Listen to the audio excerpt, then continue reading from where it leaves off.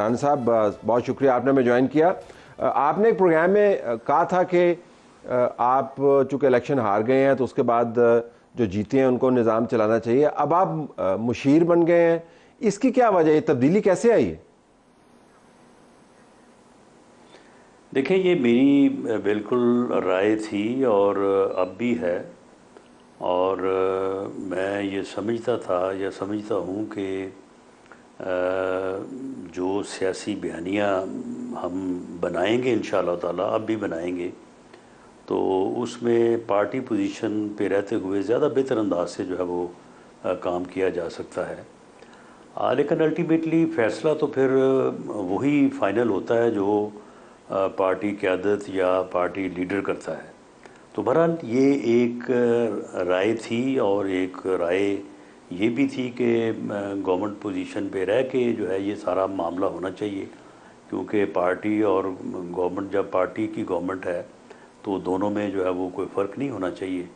तो बहरहाल फिर अल्टीमेट फ़ैसला जो है वो यही हुआ कि पार्टी के साथ साथ गवर्नमेंट पोजीशन जो है उसमें रह के काम करना चाहिए। तो ये फैसला किसने किया राना साहब?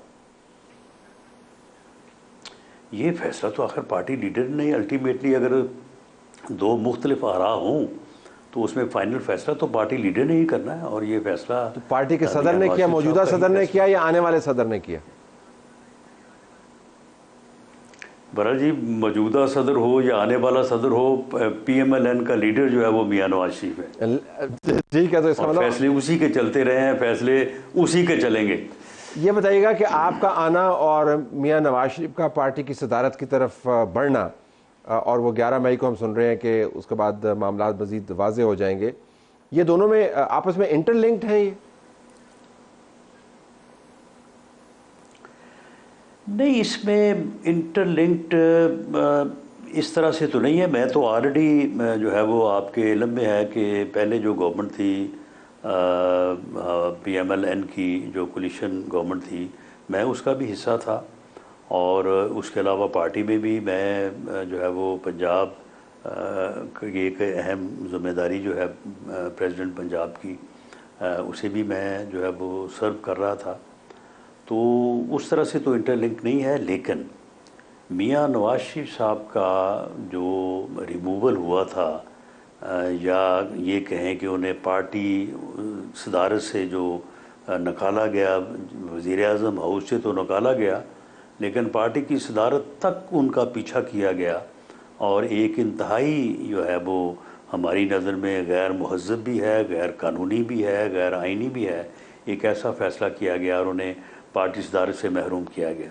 तो हमारी यानी पार्टी की और पार्टी तंजीम में लोगों की ये एक राय चली आ रही है कि इसको अब कंपनसेट होना चाहिए। और जब वो उस साइड से अब सुरखरू ठहरे हैं, सारे वो फ़ैसले जो इस तरह के हुए थे वो सारे टर्न डाउन हो गए हैं और अदलिया ने उनको टर्न डाउन किया है। तो मियां नवाज शरीफ साहब को भी दोबारा एक दफ़ा पार्टी प्रेसिडेंटशिप जो है वो लेनी चाहिए और उन्हें दोबारा से बहाल किया जाना चाहिए। मैंने तो इंटरलिंक ये एक जी आप समझे कि जी जज्बाती, आप एक समझ लें कि एक कारकुन की एक मोहब्बत, एक फीलिंग है। लेकिन शायद सियासी नज़रिया ज़रूरत भी है राना साहब, क्योंकि मौजूदा हुकूमत जो है और आपका जो ओहदा है सियासी और अवामी अमूर, उससे पता चलता है कि सियासी और अवामी मामलात में इस हुकूमत का तजर्बा कितना कम है। और एक हमें यह भी पता चल रहा है कि मियां मोहम्मद नवाज शरीफ जब पार्टी की सदारत संभालेंगे तो पार्टी की पोजीशन को आप जैसे लोगों के ज़रिए, जो उनके बड़े दरीना कारकुन हैं और ख़ास नुक्ता नज़र रखते हैं, ज़्यादा बेहतर अंदाज से आर्टिकुलेट करेंगे वो पार्टी की पोजीशन जो आजकल हमें कहीं पर दिखाई नहीं देती। तो मैं उस लिहाज से कह रहा था कि इंटरलिंक्ड है कि मियां नवाज शरीफ की जो कोर टीम है, जो उनके नज़रिए की हामी है, वो अब पोजीशन संभाल रही है। नहीं, देखिए, इसमें कोर टीम में वो लोग सभी शामिल हैं जो इस वक्त गवर्नमेंट में भी बैठे हैं। और मियां शहबाज शरीफ उनमें से पहली नहीं तो दूसरी पोजीशन पे हैं। और मामला ये है कि इससे पहले भी, यानी अगर 11 तारीख को जनरल कौंसिल के इजलास में ये फ़ैसला होता है कि मियां नवाज शरीफ साहब दोबारा सदारत संभालते हैं, तो क्या इससे पहले जो फैसले हैं वो उनकी अप्रूवल के बगैर हो रहे हैं? ऐसा नहीं है, पहले भी फैसले जो है वो उनकी अप्रूवल के साथ ही हो रहे हैं। लेकिन अब आप इस तरह से कह सकते हैं कि पार्टी प्रेसिडेंटशिप संभालने के बाद वो ज़्यादा टाइम देंगे और ज़्यादा जो है वो पॉलिटिकल साइड पे वो सरगर्म होंगे। तो टीम बाकी जो है वो टीम सारी की सारी जो है वो उनके फ़ैसलों की और उनकी गाइडेंस की जो है वो पाबंद है, और उसके मुताबिक ही इंशाअल्लाह ताला आगे जो है वो मामला चलेंगे। लेकिन ये सारी टीम आपकी नहीं है, काबीना जिसके अंदर आप शिरकत करेंगे इसकी मीटिंग्स में, दाएं बाएं आपके ऐसे लोग बैठे हुए होंगे जो आपकी टीम का हिस्सा नहीं है। और उनके बारे में, मोहसिन नकवी के बारे में तो आप खुद भी ये कह चुके हैं कि उनकी मेहरबानी है कि वो इंटीरियर मिनिस्टर बने, वरना वो प्राइम मिनिस्टर भी बन सकते थे। ज़ाहिर प्राइम मिनिस्टर उन्होंने नवाज शरीफ के अप्रूवल से तो नहीं बनना था। तो क्लियरली ये सारी की सारी टीम जो है ये नवाज शरीफ की टीम नहीं है, ये तो शहबाज शरीफ की टीम भी नहीं है। नहीं, वो तो कोलिशन गवर्नमेंट है ना। देखें, कोलिशन गवर्नमेंट तो किसी एक जमात की होती नहीं है, उसमें तो सारे ही वो लोग जिन्होंने उस हुकूमत को कायम किया होता है वो सभी लोग होते हैं। तो जो हम मरकज़ में वफाक में हुकूमत है, हमने कभी ये क्लेम नहीं किया कि वो PMLN की गवर्नमेंट है। वो एक कोलिशन गवर्नमेंट है जिसमें एक मेजर पार्टनर के तौर पे PMLN भी मौजूद है। तो उसमें तो बिल्कुल ऐसा ही है, उसमें सारे लोग जो हैं वो PMLN के नहीं हैं। आपकी मशावरत जो है वो किन मामलात के ऊपर ज़्यादा अहम होगी? हम देख रहे हैं कि बयानिए की बड़ी जंग चल रही है। आज भी आर्मी चीफ का बयान चल रहा था कि बयानिए की जंग में आपने जो फसाद करने वाले हैं उनको फॉलो नहीं करना, आईनी हदूद की भी बात की, उसके ऊपर बड़ा शदीद रद्द-ए-अमल आया PTI की तरफ से। तो मैं जानना चाह रहा हूँ कि वो कौन से सियासी अमूर हैं जिसके ऊपर आप मशावरत देना चाहेंगे कि यहाँ पर सुधार की या तब्दीली की ज़रूरत है? देखिए, इस पे सियासी अमूर से मुराद सभी अमूर हैं। उसकी वजह ये है कि एक पॉलिटिकल सेटअप में, एक पॉलिटिकल गवर्नमेंट में तो फिर हर चीज़ जो है उसमें सियासत है, और सियासत में हर चीज़ है। तो इसमें, और वैसे भी कैबिनेट जो है ये एक यानी इज्तिमाई ज़िम्मेदारी होती है, ये कोई इनफरादी ज़िम्मेदारी तो होती नहीं है, ये एक टीम वर्क होता है। एक टीम होती है जिसके हेड पे प्राइम मिनिस्टर होते हैं। तो इसमें आप किसी जगह पे भी, किसी मामले में भी, किसी भी तरह की निशानदेही जो है वो कर सकते हैं। लेकिन इस वक्त मेरी नाकस राय में इस वक्त जो क्राइसिस है वो बयानिए का क्राइसिस ही है कि, और अहमियत भी उसी की है। यानी इस वक्त वैसे ये बात अच्छी तो नहीं लगती कि हम 75 साल बाद भी इस जगह पे खड़े हों कि आज पूरी कौम जो है वो बयानिए की अहमियत और क्राइसिस में मुब्तला है, और ये समझ नहीं आ रहा कि कौन सा बयानिया ठीक है, कौन सा बयानिया जो इख्तियार करना है, और किस तरह से अपने बयानिए को जो है वो आगे प्रमोट करना है। तो ये बहरहाल इन हालात में, और ख़ास तौर पे जो इस इलेक्शन में और इस इलेक्शन से पहले और अब बाद की जो सूरत हाल है, तो इसमें सबसे ज़्यादा अहमियत तो अभी इसी बात की है। तो बयानिया आपका कौन सा, बयानिया आपका कौन सा क्लैरिटी लाई जाए। ठीक, आपका PDM की हुकूमत वाला बयानिया होगा जिसके अंदर आपने कहा कि फितने के साथ बातचीत नहीं हो सकती, इसका कला कमा करना है, इसको जड़ से उखाड़ना है। चंद बयानात की तशरीह भी गलत की गई और कहा गया कि आपने तो आप उनकी जान के दर पे हैं, फिर आपने वजाहत भी की। या उस बयानिए की होगी जो आपने इंतखाबात के हारने के बाद दी है, जिसके अंदर कहा गया कि इमरान खान के साथ या PTI के साथ बातचीत हो सकती है। तो आपका बयानिया क्या होगा, मैं ये जानना चाह रहा हूँ। देखिए, हमारा बयानिया जो है वो इस बुनियाद या इस मौक़िफ़ के करीब ही होगा। देखें, हमने कभी भी ये नहीं कहा कि हम बातचीत के ऊपर यकीन नहीं रखते। हमने 18 के इलेक्शन में हर किस्म की ज़्यादती और तजावुज़ के बावजूद on the floor of the house पहली मीटिंग में उस कौमी असम्बली, जिस कौमी असम्बली के वजूद के ऊपर हमें उतना ही एतराज़ था जितना अब पार्लियामेंट के वजूद पे किसी और को एतराज़ है। इसके बावजूद हमने कहा था कि जो हो गया सो हो गया, लेकिन अब आप वज़ीर-ए-आज़म बन गए हैं, आएँ, हम आपके साथ बैठने को तैयार हैं ताकि मुल्क को जो है वो क्राइसिस से निकालें, इस वक्त मुल्क की इकॉनमी जो है वो बेहतर सिमत नहीं जा रही। उस वक्त के पीपल्स पार्टी के पार्लियामेंट लीडर बिलावल भुट्टो जरदारी ने भी कहा कि जी आप कदम बढ़ाएं, हम आपके साथ हैं। लेकिन आगे से जो जवाब मिला कि जी मैंने तो आपको छोड़ना ही नहीं है, मैंने तो आपको सबको जेलों में डालना है। उसके बाद फिर उन्होंने इसका अंजाम देख लिया। उन्होंने हम सब को सफ़े हस्ती से मिटाने की कोशिश की और इस्टेब्लिशमेंट को कहा कि उसका साथ दें। इस्टेब्लिशमेंट के साथ उसका इख्तलाफ हुआ। इसी बुनियाद पर उसने कहा कि जी आप न्यूट्रल क्यों हैं, आप मेरा साथ क्यों नहीं दे रहे, आप मेरा साथ दे के इनको अपोजिशन को जो है वो ख़त्म करने में मेरा साथ जो है वो क्यों नहीं दे रहे। लेकिन बहरहाल मामला ये है कि वो आज भी इसी बात पे है, वो आज भी हमारे साथ बात करने को तैयार नहीं है। उस वक्त भी वो बात करने को तैयार नहीं था और वो आज भी वो इस्टेब्लिशमेंट को कह रहा है कि इस्टेब्लिशमेंट जो है वो उसके साथ समझौता करे और उसके उसी एजेंडे पे आ जाए कि उसका साथ दे, उसे लेके आए, उसे मुसल्लत करें दोबारा 17-18 की तरह और उसके बाद फिर उसका साथ दे ताकि अपोजिशन को जो है वो ख़त्म किया जाए।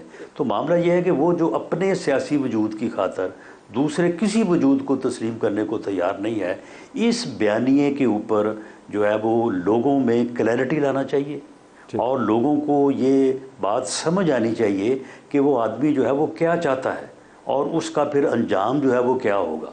मैं समझता हूँ कि अगर हम इसमें कामयाब हो जाएं और सही जमहूरियत और सही तरफ जो है वो हम मामलात को ले आएँ, या वो भी आ जाए या वो आ जाए, वो आए बैठे सियासी हुकूमतों के साथ बात करें, हमारे साथ बैठ बात करें, तो हर मामला जो है ये हल हो सकता है। ये बात मैंने इससे पहले भी कही है कि हर मामले का जो उनके एतराज़ात हैं, जो हमारे तहफ़्फ़ुज़ात हैं, सब का हल इस बात में मौजूद है कि सभी जो हैं वो सर जोड़ के बैठें। जिस तरह से 21 अक्टूबर को भी मियाँ नवाज शरीफ ने कहा कि मेरी 40 साल ज़िंदगी का निचोड़ ये है कि सब सर जोड़ के बैठेंगे तो इस क्राइसिस से निकलेंगे।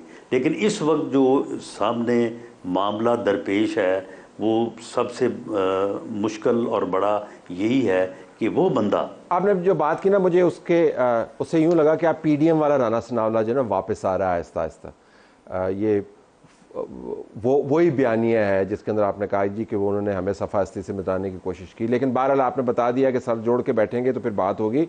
ज़रा इस पर भी आइएगा, आपका ये भी बयानिया रहा है इंतखाबात के बाद के इलेक्शन में धांधली हुई है बड़े पैमाने पर और आपने मिसालें उसकी दी हैं, गुजरात का आपने जिक्र किया वगैरह वगैरह। तो आप अब सियासी अमूर में ये धांधली वाले बयानिए को भी लेके चलेंगे कि नहीं? नहीं, देखिए मामला ये है कि इलेक्शन जो है वो 8 फरवरी 2024 के हों या 25 जुलाई 2018 के हों या उससे पहले आप 13 पे चले जाएं, 7 पे चले जाएं या इवन 77 तक चले जाएं, ये हमारा सियासी अलमिया है, आज तक भी है कि हम जमहूरियत की जो बुनियाद है कि फ्री फेयर इलेक्शन, हम इसको हासिल नहीं कर सके। मैं समझता हूँ कि ये वो क़ुव्वतें जो इसमें मुदाखलत करती हैं या जिनके ज़ुम्मे ये लगाया जाता है, उससे पहले ये सियासतदानों का फेलियर है। अगर सियासतदान जो है वो गेम के रूल्स को तय करें और तय करने के बाद उनकी पाबंदी का अहद करें तो कोई मुदाखलत नहीं कर सकता, कोई कुछ नहीं कर सकता। लेकिन अगर सियासतदान ही जो है वो रूल्स ऑफ गेम तय ना करें, अगर आपको सहूलत मिली है तो आप सहूलत लेके मेरा रगड़ा निकाल दें, मुझे मिली है तो फिर मैं आपका रगड़ा निकाल दूंगा, तो अगर इस तरह से होगा तो फिर तो हर दफ़ा जो है वो लोग बदलते रहेंगे लेकिन हालात तो वही रहेंगे। तो इसलिए मैं बिल्कुल 2024 के इलेक्शन को डिफेंड नहीं करता, लेकिन मैं बिल्कुल सवाल ये रखता हूँ कि 2018 को भी कोई डिफेंड ना करे। ऐसा मैं बिल्कुल इस बात को मानने को तैयार नहीं हूँ कि 2018 को कोई कहे कि जी वो ठीक थे, 2024 के ठीक नहीं है। नहीं, ऐसा नहीं। अगर 2024 के ठीक नहीं तो 18 के भी ठीक नहीं थे, जीतने वाली वो भी माना जाए। जीतने वाली जमात का अगर सियासी अमूर का मुशीर जो है एक सीजन सियासतदान ये कहे कि 2024 के इंतखाबात में धांधली हुई है तो उसका असर कुछ और है। 2018 में आप लोग हारे थे, आपने मान लिया, लेकिन 2024 में अब जीतने वाली जमात का रिप्रेजेंटेटिव अगर ये कहेगा तो उसका इम्पैक्ट डिफरेंट है। नहीं, उसमें देखे ना, जीतने वाली जमात का तो केपीके में धांधली नहीं हुई। केपीके में इलेक्शन जो है वो फरिश्तों ने करवाए हैं, बलूचिस्तान में नहीं हुई। अगर आप 2024 के इलेक्शन में धांधली के लफ्ज़ के साथ उसके बाद पाकिस्तान का लफ्ज़ जो है वो हटा के सिर्फ पंजाब का जो है वो लफ्ज़ लिखें तो ये गलत है। लेकिन राणा साहब, आप जब मिसाल देते होते हैं धांधली की, तो पंजाब के अंदर भी जी आप गुजरांवाला की मिसाल देते हैं, आप गुजरात की मिसाल देते हैं, तो आप पंजाब के अंदर धांधली की बात करते हैं ना। आप केपीके की धांधली की तो आपने पहले जिक्र किया होगा अमूमी तौर पे, लेकिन आप तो पंजाब के जिलों की बात कर रहे हैं, इस वजह से मैंने पंजाब का जिक्र किया। नहीं, देखें, मामला ये है कि जब या तो कोई चलें, कोई मेरे सामने आके ये बात कोई, या आप क्या ये बात कर सकते हैं कि पाकिस्तान में जितने भी इलेक्शंस हुए हैं, 18 ले लें, 24 ले लें, उससे पहले ले लें, कोई ये फ्री थे, फेयर थे? टू सम एक्सटेंट ही आप कह सकते हैं ना, ये बात आप। लेकिन राणा साहब, मैं तो तजिया निगार हूँ ना, मैं तो कह सकता हूँ आप हुकूमत को रिप्रेजेंट करते हैं, जो सिलेक्शन के अंदर से निकल के आई है उसके नुमाइंदा हैं। तो आप जब कहते हैं कि धांधली हुई है, पंजाब के अंदर हुई है, तो मैं जानना चाह रहा हूँ कि आप ये धांधली वाली बात करते रहेंगे? नहीं, चलें, अगर आप मुझे इस ब्रैकेट में लाना चाहते हैं ना, तो फिर देखें जी, जहाँ जहाँ से हम जीते हैं वहाँ पे फेयर हुआ है, जहाँ जहाँ से हम हारे हैं वहाँ पे अनफेयर हुआ है। मेरी सीटें छोड़ लें, बाकी जिस जिस जगह से हमारे कैंडिडेट हारे हैं वहाँ पे इलेक्शन जो है वो अनफेयर हुआ है, जहाँ जहाँ से हम जीत गए वहाँ पे फेयर हुआ है। चलें, wonderful, at least we have clarity on this. Rana साहब, बहुत शुक्रिया आपने हमें ज्वाइन